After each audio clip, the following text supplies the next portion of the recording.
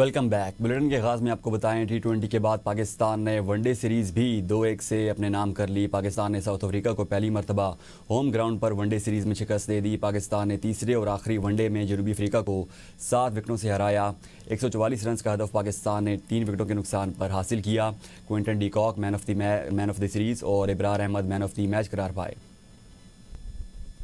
حکومت نے آئین کے آرٹیکل 243 میں اہم اور وسیع آئینی ترمیم کی تجویز پیش کر دی، جن کے تحت chairman joint chief of staff committee کا عہدہ ختم کرنے اور چیف آف آرمی سٹاف کو چیف آف ڈیفنس فورسز کا نیا عہدہ دینے کی سفارش شامل ہے۔ مجوزہ ترامیم میں تینوں افواج کے کمانڈر کی تقرری، اختیارات اور مراد کے نظام میں بھی نمایاں تبدیلیاں شامل کی گئی ہیں۔ آئین کے آرٹیکل 243 میں بڑی آئینی ترمیم کی تجویز، chairman joint chief of staff committee کا عہدہ ختم، آرمی چیف کو چیف آف ڈیفنس فورسز کا نیا عہدہ دینے کی سفارش کی گئی۔ حکومت کی جانب سے آئین کے آرٹیکل 243 میں اہم آئینی ترمیم تجویز کی گئی ہیں، جن کے تحت مسلح افواج کے ڈھانچے، کمانڈ اور اختیارات میں نمایاں تبدیلیاں کی گئی ہیں۔ ترمیمی مسودے کے مطابق صدر مملکت وزیر اعظم کی ایڈوائس پر تینوں افواج کے سربراہان کا تقرر کریں گے۔ چیف آف آرمی سٹاف کو بیک وقت چیف آف ڈیفنس فورسز کا نیا عہدہ دیا جائے گا، جبکہ چیف آف نیول سٹاف اور چیف آف ایئر سٹاف کی تقرری بھی صدر مملکت اور وزیر اعظم کے مشورے سے کریں گے۔ صدر ان تمام عہدوں کے تنخواہوں اور مراد کا تعین بھی خود کریں گے۔ ترمیم میں تجویز دی گئی ہے کہ 27 نومبر 2025 سے chairman joint chief of staff committee کا عہدہ ختم کر دیا جائے گا۔ اس کے بعد دفاعی کمانڈ کی تمام ذمہ داریاں چیف آف ڈیفنس فورسز کے تحت ہوں گی۔ وزیر اعظم army chief chief of defence forces کی سفارش پر نیشنل اسٹریٹجی کمانڈ کے عہدوں کا تقرر کریں گے، جو پاک فوج کے سینئر افسران میں سے ہوں گے، اور ان کی تنخواہ اور مراد کا تعین بھی وزیر اعظم کریں گے۔ ترمیمی مجوزے کے مطابق اگر وفاقی حکومت کسی افسر کو field marshal, martial of the air force یا ایڈمرل آف دی فلیٹ کے رینک پر ترقی دیتی ہے تو افسر زندگی بھر وردی، مراد اور مرتبے کو برقرار رکھنے کا حقدار ہوگا۔ ان عہدوں کو قومی ہیروز کا درجہ دیا گیا ہے اور انہیں صرف آئین کے آرٹیکل 47 کے تحت ہی ہٹایا جا سکتا ہے۔ ترمیم میں یہ بھی شامل کیا گیا ہے کہ آرٹیکل 248 کے تحت صدر مملکت کو حاصل آئینی استثناء اب field marshal, martial of the air force اور ایڈمرل آف دی فلیٹ پر بھی لاگو ہوگا۔ مدت ملازمت مکمل ہونے کے بعد وفاقی حکومت ان عہدوں پر فائز افسران کے لیے ریاستی مفاد میں نئی ذمہ داریاں متعین کرے گی۔ وفاقی کابینہ نے 27ویں آئینی ترمیم کے مسودے کی منظوری دے دی۔ وزیر اعظم شہباز شریف نے وفاقی کابینہ کے اجلاس کی صدارت کی۔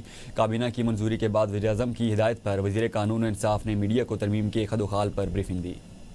27ویں آئینی ترمیم بل 2025 کا مسودہ سامنے آ گیا۔ آئینی ترمیم کے مسودے میں 48 آرٹیکلز میں مختلف ترامیم تجویز کی گئی ہیں۔ ترمیم کے ذریعے سپریم کورٹ سے علیحدہ نئی وفاقی آئینی عدالت قائم کرنے کی شق شامل کی گئی ہے۔ آرٹیکل 175 میں وفاقی آئینی عدالت کے قیام کی ترمیم، سپریم کورٹ کے آئینی اختیارات محدود، نئی عدالت کو منتقل ہوں گے۔ آرٹیکل 175 میں ججز تقرری کے لیے نیا طریقہ کار تجویز کیا گیا ہے۔ وفاقی آئینی عدالت کا صدر مقام اسلام آباد ہوگا۔ چیف جسٹس وفاقی آئینی عدالت کی مدت ملازمت 3 سال مقرر کی گئی ہے۔ وفاقی آئینی عدالت کے جج 68 برس کی عمر میں ریٹائرڈ ہوں گے۔ آئینی عدالت کو وفاق اور صوبوں کے درمیان تنازعات سننے کا اختیار ہوگا۔ آئینی عدالت کو آئینی تشریع اور بنیادی حقوق سے متعلق مقدمات کا دائرہ اختیار ہوگا۔ وفاقی آئینی عدالت کے فیصلے سپریم کورٹ پر لاگو ہوں گے، جبکہ سپریم کورٹ کے فیصلے آئینی عدالت پر لازم نہیں ہوں گے۔ آئین کے آرٹیکل 184 کو ختم کرنے کی تجویز دی گئی ہے۔ جوڈیشل کمیشن میں وفاقی آئینی عدالت اور سپریم کورٹ دونوں کے چیف جسٹس شامل ہوں گے۔ آرٹیکل 189 میں ترمیم، آئینی عدالت کے فیصلے تمام عدالتوں پر لازم ہوں گے۔ سپریم جوڈیشل کونسل کی تشکیل دونوں عدالتوں کے چیف جسٹس بطور ارکان ہوں گے۔ بل میں تجویز کیا گیا ہے کہ ججز کا ٹرانسفر جوڈیشل کمیشن کے سپرد کیا جائے۔ جس ہائی کورٹ سے جج کا ٹرانسفر ہونا ہے اور جس ہائی کورٹ میں تبادلہ ہونا ہے، دونوں ہائی کورٹس کے چیف جسٹس صاحبان بھی اس عمل کا حصہ ہوں گے۔ تحریک تحفظ آئین پاکستان کا 27ویں آئینی ترمیم کے خلاف ملک گیر احتجاج چلانے کا اعلان۔ تحریک چلانے کا اعلان سربراہ اپوزیشن اتحاد محمود اچکزئی اور علامہ راجہ ناصر عباس نے کیا۔ علامہ ناصر عباس نے کہا ہے، قوم 27ویں آئینی ترمیم کے خلاف اٹھ کھڑی ہو۔ اچکزئی نے کہا، آج سے ہماری ملک گیر تحریک شروع ہو جائے گی۔ ہم بتائیں گے کہ آئین بالادست ہوگا اور پارلیمنٹ طاقت کا سرچشمہ ہوگی۔ آج سے ہماری ملک گیر تحریک شروع ہو جائے گی، قوم 27ویں آئینی ترمیم کے خلاف اٹھ کھڑی ہو۔ علامہ ناصر عباس نے مزید کہا، اپوزیشن اتحاد نے 27ویں آئینی ترمیم کے خلاف ملک گیر احتجاج چلانے کا شروع کر دیا۔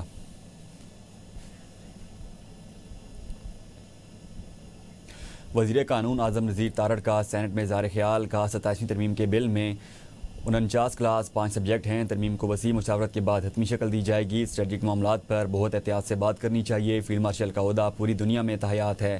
اس ٹائٹل کو آئینی تحفظ دینا ہے۔ اس ٹائٹل کو واپس لینے کا اختیار وزیر اعظم کے پاس نہیں، پارلیمنٹ کے پاس ہوگا۔ بھارت نے 2 بار پاکستان کی خود مختاری کی خلاف ورزی کی۔ پاکستان نے بھارت کو جو جواب دیا اس کی دنیا معترف ہے۔ آرمی چیف کو چیف آف ڈیفنس فورسز کی ذمہ داریاں سونپی ہیں۔ Chairman joint chief of staff committee مدت ختم ہونے کے بعد یہ عہدہ ختم ہوگا۔ آگے بڑھیں اور آپ کو بتائیں، علامہ راجہ ناصر عباس نے کہا ہے کہ آئین میں ترمیم متفقہ ہونی چاہیے. ہمارا آئین اتفاق رائے سے بنا تھا. آئین میں اتفاق رائے سے ترامیم لائیں.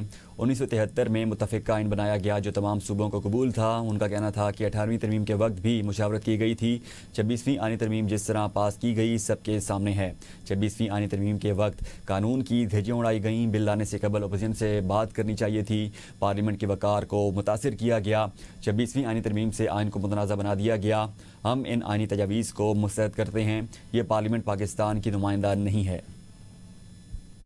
سینیٹر شہری رحمان نے کہا ہے کہ 18ویں ترمیم پر 1 سال تک بحث کی گئی. 87ویں آئینی ترمیم پر طویل مشاورت نہیں کی. پاکستان پیپلز پارٹی کھڑی رہی اور اب بھی کھڑی ہے. پارلیمنٹ میں اجلاس کے دوران شہری رحمان نے کہا بل کا مطالعہ کر لیں. 18ویں ترمیم رول بیک نہیں ہو رہی. یہ ہماری ذمہ داری ہے کہ ہم سب کے حقوق کے ضامن بنیں. وفاق پر دباؤ ضرور ہے مگر اصل مسئلہ پاکستان کے وسائل اور ان کی منصفانہ تقسیم کا ہے. سینیٹر علی ظفر نے چیئرمین سینٹ سے ملاقات کے بعد گفتگو کرتے ہوئے کہا چیئرمین سینٹ کے پاس اپوزیشن لیڈر کے لیے گئے تھے.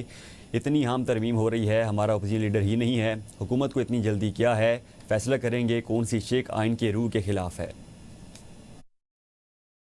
سندھ کے سینئر وزیر شرجیل انعام میمن کی جانب سے پاکستان پیپلز پارٹی کے سینٹرل ایگزیکٹو کمیٹی کے ممبران کے اعزاز میں ظہرانہ دیا گیا. اس موقع پر پارٹی کے تنظیمی امور، ملکی سیاسی صورتحال اور آئندہ کی حکمت عملی پر تفصیلی تبادلہ خیال کیا گیا. شرجیل انعام میمن نے پنجاب کے گورنر سردار سلیم حیدر خان، خیبر پختونخوا کے گورنر فیصل کریم کنڈی، وزیر اعلیٰ بلوچستان سرفراز بگٹی اور پیپلز پارٹی کے مرکزی رہنماؤں کو سندھ میں جاری ترقیاتی منصوبوں سے آگاہ کیا. رہنماؤں نے سندھ حکومت کی عوام دوست پالیسیز اور ترقیاتی اقدامات کو سراہتے ہوئے کہا کہ پیپلز پارٹی نے ہمیشہ عوامی خدمت کو ترجیح دی ہے اور یہی اس کی سیاسی طاقت کی بنیاد ہے.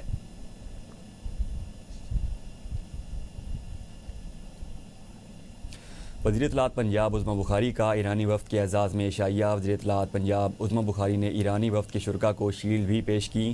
عظمی بخاری کا کہنا تھا کہ پاکستان کے پروڈیوسرز علامہ اقبال پر فلم بنانے کے خواہاں ہیں. اس حوالے سے پاکستان اور ایران مشترکہ طور پر ایک جوائنٹ وینچر کے طور پر فلم تیار کر سکتے ہیں. اگر پاکستانی اور ایرانی فلم میکرز مل کر کسی ایک موضوع پر کام کریں گے تو عالمی معیار کی فلم بن سکتی ہے. انہوں نے کہا کہ حکومت پنجاب نے فلم سٹی کے قیام کی منظوری دے دی ہے. اس فلم سٹی پر بننے والی کمیٹی کے سامنے ایران کے ممکنہ تعاون کا ذکر رکھا جائے گا. ایران کے سرمایہ کاروں کو چاہیے کہ وہ پنجاب میں ایرانی قالینوں کے ڈسپلے سینٹرز کھولیں. پاکستان پیپلز پارٹی کے نوجوان رہنما اور سینئر صوبائی وزیر اطلاعات شرجیل انعام میمن کے بیٹے راول شرجیل میمن نے راہو کی ٹنڈو جام میں میڈیا سے بات چیت کرتے ہوئے پی ایس 61 اور 63 اور دیگر حلقوں کے سرکاری پرائمری سیکنڈری اسکولوں میں فرنیچر کی تقسیم کا اعلان کیا. راول شرجیل نے کہا کہ پاکستان پیپلز پارٹی عوام کی خدمت پر یقین رکھتی ہے اور یہ اقدام اسی کا حصہ ہے. انہوں نے بتایا کہ سروے کے بعد اسکولوں کی فہرستیں تیار کی جائیں تاکہ تعلیم کی بہتری کو یقینی بنایا جائے. راول شرجیل نے مزید کہا کہ روڈز کی اسکیمیں ہوں یا دیگر ترقیاتی کام، پارٹی بلا تفریق خدمات انجام دے رہی ہے. انہوں نے شہریوں سے اپیل کی کہ سب سے مل کر حیدرآباد کو بہتر بنائیں گے. ڈینگی کی صورتحال پر افسوس کا اظہار کرتے ہوئے انہوں نے کہا کہ پیپلز پارٹی کے تمام نمائندے اور یو سیز اپنے طور پر بہتر کام کر رہے ہیں. بینظیر بھٹو شہید یونیورسٹی لیاری انتظامیہ کے خلاف ہائی کورٹ میں کیس مکمل. عدالت نے انتظامیہ کو درست قرار دیتے ہوئے کیس خارج کر دیا اور اساتذہ کو قانونی چارہ جوئی کے بعد پروفیسر اور ایسوسیٹ پروفیسر کے لیے اہل قرار دے دیا ہے. سندھ ہائی کورٹ کا تفصیلی فیصلہ آنے کے بعد رجسٹرار رضا حیدر نے اساتذہ کا نوٹیفیکیشن جاری کر دیا. آفیسرز ایسوسی ایشن کے بانی وقار لغاری نے اس وائس چانسلر ڈاکٹر پروفیسر حسین مہدی اور رجسٹرار کیپٹن رضا حیدر کی کوششوں کو خراج تحسین پیش کرتے ہوئے کہا کہ انتہائی کم عرصہ میں ڈاکٹر حسین مہدی نے وہ کر دکھایا جو کہ جامعہ لیاری کی تاریخ میں کبھی نہیں ہوا. پہلی بار پروفیسر کی تعیناتی ایک سنگ میل ہے اور جامعہ لیاری ترقی کی مزید منزلیں آسانی سے طے کرے گی.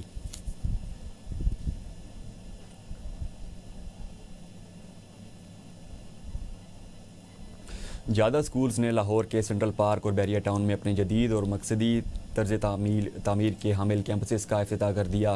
تقریب کے مہمان خصوصی پروفیسر عرفان احمد نے زیادہ اسکولز کے ویژن کو سراہتے ہوئے کہا کہ اس دور میں جب تعلیم صرف نمبرز اور امتحانات تک محدود رہ گئی ہے، زیادہ اسکولز کو علم کا کردار مقصد سے جوڑنے کا نظریہ خوشائند اور وقت کی آن ضرورت ہے. بانی زیادہ اسکولز اسامہ نصیر نے کہا کہ تعلیم کا مقصد صرف نصاب مکمل کرنا نہیں بلکہ انسان سازی ہے. زیادہ اس نظریے کی نمائندگی کرتا ہے جہاں علم، ہمدردی اور مقصد ایک ساتھ پروان چڑھتے ہیں. انہوں نے کہا ہمارا ہدف ایسے طلبہ تیار کرنا ہے جو اپنے کردار، علم اور اخلاق کے ذریعے معاشرے میں مثبت تبدیلی لائیں.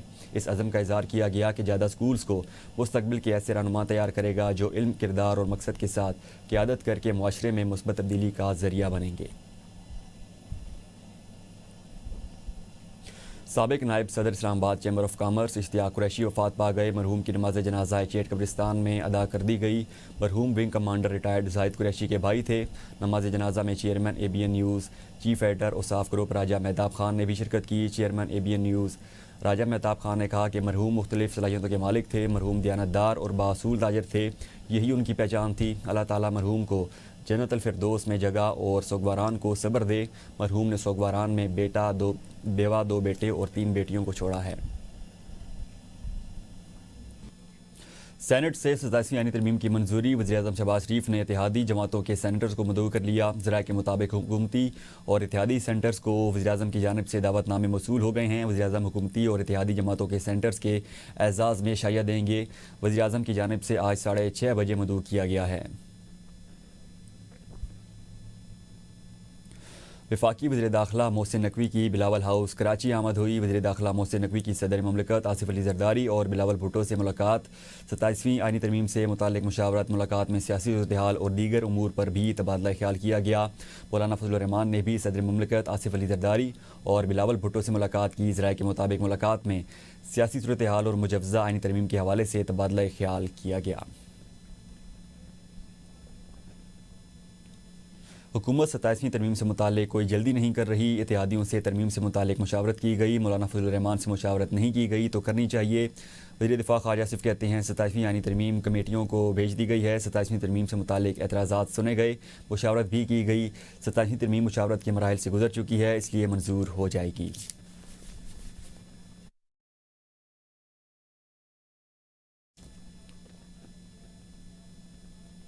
قومی اسمبلی اور سینٹ میں واضح عددی برتری کے باعث حکومت کو مجوزہ آئینی ترمیم کی منظوری کے لیے کسی بڑی رکاوٹ کا سامنا نہیں. دونوں ایوانوں میں 2/3 اکثریت کے قریب حمایت حاصل ہے. تفصیل جانیے اس رپورٹ میں.